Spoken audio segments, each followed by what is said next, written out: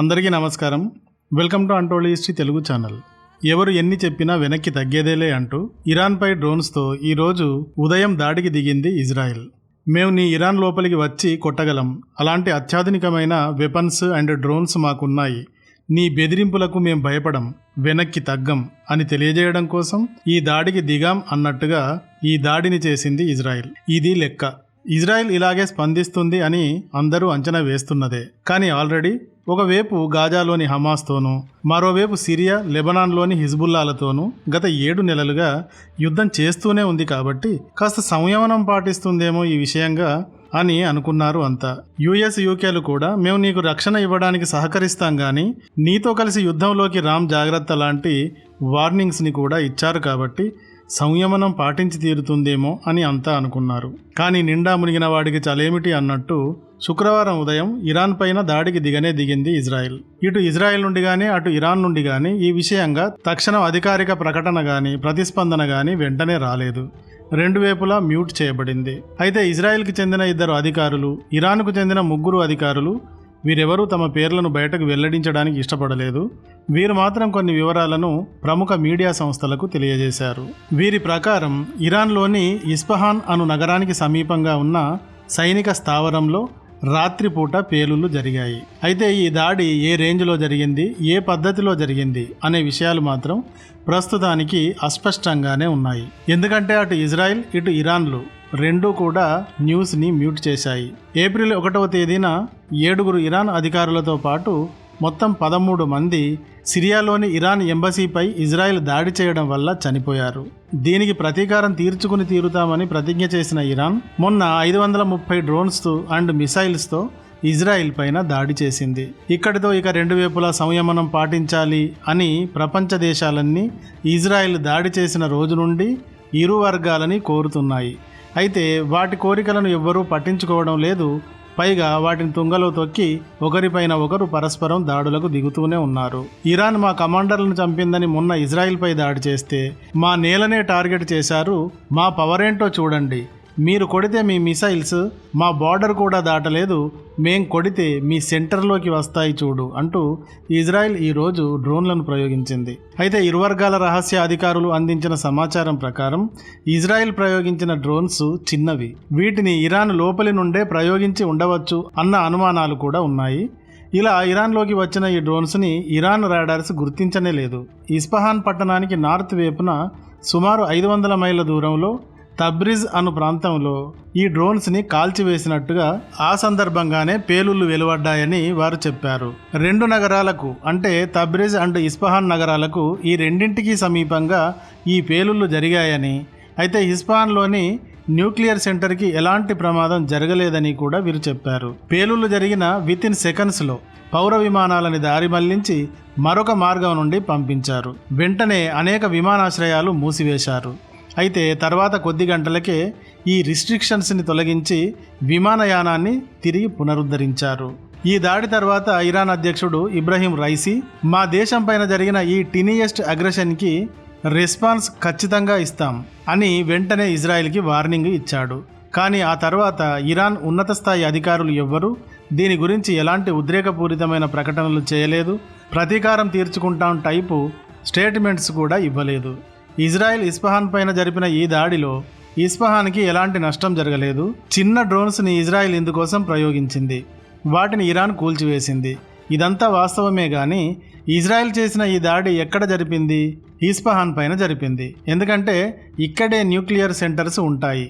అంటే నేను ఒకవేళ దాడులను తీవ్రతరం చేయాలి అనుకున్నప్పుడు ముందు మీ న్యూక్లియర్ స్థావరాలనే టార్గెట్ చేస్తాం అన్న వార్నింగ్ను ఇవ్వడంగా దీని గురించి భావించవచ్చు.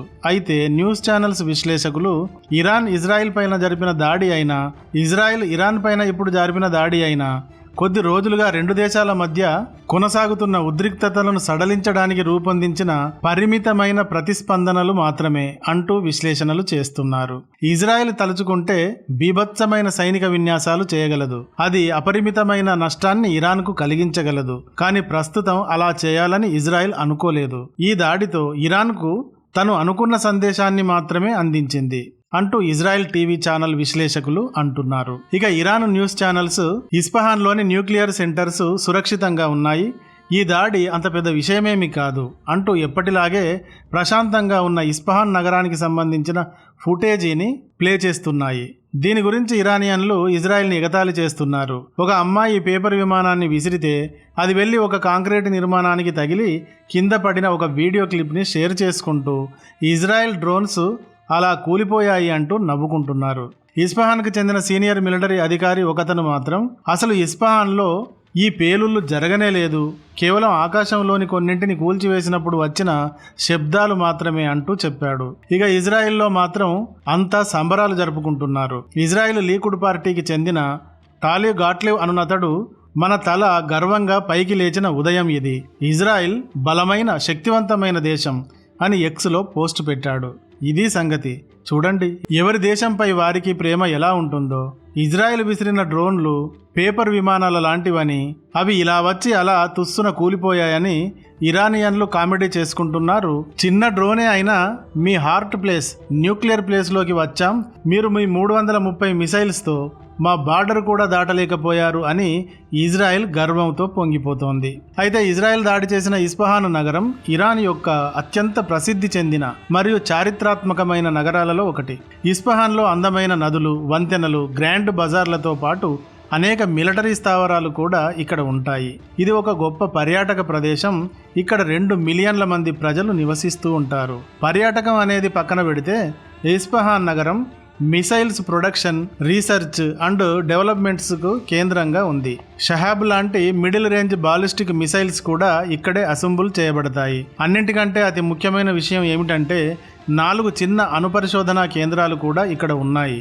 ఈ అణుపరిశోధనా కేంద్రాలు చైనా సహకారంతో ఇక్కడ ప్రారంభించబడ్డాయి. తర్వాత 1979లో వచ్చిన ఇస్లామిక్ విప్లవానికి ముందు కొన్న F-14 వార్ ప్లేన్స్ స్థావరం కూడా ఇక్కడే ఉంది. ఇస్ఫహాన్ ప్రావిన్స్లోని నటాంజ్ అను మరొక సిటీలో యురేనియం శుద్ధి చేసే ఫ్యాక్టరీ కూడా ఉంది. రష్యా తయారీ అయిన S-300 బ్యాటరీస్ కూడా ఇక్కడే ఉంటాయి. సో ఇది విషయం. ఇరాన్కి ఇస్ఫహాన్ చాలా ప్రధానమైన నగరం. ఎందుకంటే మిలిటరీకి సంబంధించిన అన్ని రకాల స్థావరాలు ఇక్కడే ఉన్నాయి కాబట్టి. ఇజ్రాయెల్ అందుకే సూటిగా ఈ ప్రాంతాన్ని టార్గెట్ చేసింది. ఒకవేళ యుద్ధం 2 దేశాల మధ్య తప్పనిసరి అయితే మా లక్ష్యం మీ న్యూక్లియర్ కేంద్రాలను కూల్చడమే అన్నట్టుగా. అయితే న్యూక్లియర్ కేంద్రాలను మేం టార్గెట్ చేయలేదు, ఇజ్రాయెల్ మిలిటరీ ఇరాన్ సెంటర్కి చేరుకోగల సామర్థ్యాన్ని కలిగి ఉంది అని హెచ్చరించేందుకు చాలా పరిమితమైన దాడిని మాత్రమే చేశాం అంతే అంటోంది ఇజ్రాయెల్. అలాగే ఇజ్రాయెల్ చేసిన ఈ దాడితో మాకు ఎలాంటి సంబంధం లేదు అని యుఎస్ అంటోంది. అయితే ఇజ్రాయెల్ ఈ విధంగా ఇస్ఫహాన్ సైనిక కేంద్రంపై దాడిని చేయడం ఇది మొదటిసారి కాదు. 2023 జనవరిలో కూడా ఒకసారి ఇజ్రాయెల్ ఇస్ఫహాన్పై డ్రోన్స్తో దాడి చేసింది. అప్పుడు కూడా రాత్రి 11:30 క్వాడ్ కాప్టర్ డ్రోన్స్తో ఇస్ఫహాన్లోని మిలిటరీ ఎక్స్ప్లోజివ్స్ గోడౌన్ పైన దాడి చేసింది. అయితే ఇరాన్ యాంటీ క్వాడ్ కాప్టర్స్ని ప్రయోగించి వీటిని పేల్చివేసింది. ఈ ఘటనలో ఎవరికీ ప్రాణ నష్టం కానీ గాయపడడం కానీ జరగలేదు. స్థావరం పైకప్పు కొంత దెబ్బతిన్నది. అయితే ఈ దాడి ఎలా జరిగింది, ఎక్కడి నుండి టార్గెట్ చేయబడింది, ఇరాన్ లోపలి నుండే జరిగిందా లాంటి విషయాలను గురించి ఇప్పటికీ ఎటువంటి స్పష్టత లేదు. ఇది జరిగినప్పుడు ఇస్లామిక్ రిపబ్లిక్ పాలనకు వ్యతిరేకంగా 4 నెలలుగా నిరసనలు లేచాయి. ఇదే సమయంలో ఈ డ్రోన్ దాడులు కూడా జరగడంతో ఇందుకు కారణంగా నిరసనకారులను సామూహికంగా అరెస్టులు చేసి 4 ఉరితీసి దాడులకు వ్యతిరేకంగా స్పందించింది ఇరాన్. మళ్ళీ ఇప్పుడు ఈ వెస్ట్ ఏసియాలో ఇజ్రాయెల్ ఇరాన్ల మధ్య తీవ్ర ఉద్రిక్తతలు చెలరేగిన సమయంలో ఇజ్రాయెల్ మళ్ళీ ఈ ఉదయం 4:45 డ్రోన్ దాడికి దిగింది. ఇలా ఎంతో కాలంగా ఒకరి నీడతో మరొకరు యుద్ధం చేస్తూ వస్తూ ఉన్నారు. ఇప్పుడు నీడలు వదిలి డైరెక్ట్ వారులోకి వచ్చారు. నువ్వు చేసిన దానికి ఇది నా ప్రతిస్పందన అంటూ ఒకరికి ఒకరు ప్రతిస్పందన పేరుతో తమ బలాలను ప్రదర్శించడం ప్రారంభించారు. ఇక ఇది మరొక భయంకర యుద్ధంగా మారుతుందా, ఏమవుతుంది అనేది మరికొద్ది రోజుల్లో తేలబోతోంది. ఈ వీడియో కానీ నచ్చితే ఒక్క లైక్ ఇవ్వండి. అలాగే ఇంతవరకు మా ఛానల్కి సబ్స్క్రైబ్ చేయనట్టయితే వెంటనే సబ్స్క్రైబ్ చేయండి. Thank you for watching.